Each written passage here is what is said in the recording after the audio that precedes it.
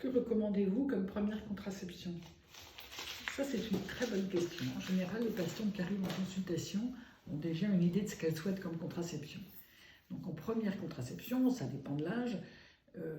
Disons que la première contraception, ça peut être une pilule, ça peut être un stérilet, ça peut être un implant sous-cutané, ça peut être un patch, et ça dépend de l'âge auquel on prend sa première contraception.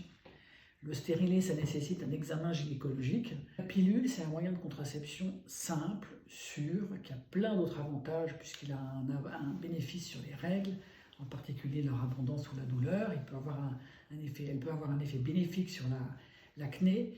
Donc la pilule peut être vraiment un très bon moyen de première contraception. Il y a autant de pilules que de femmes différentes.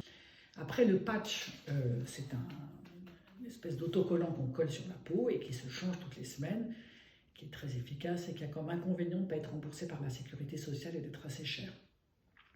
Et enfin, il y a l'implant sous-cutané, qui est un petit dispositif comme une allumette qu'on insère sous la peau au niveau de l'avant-bras.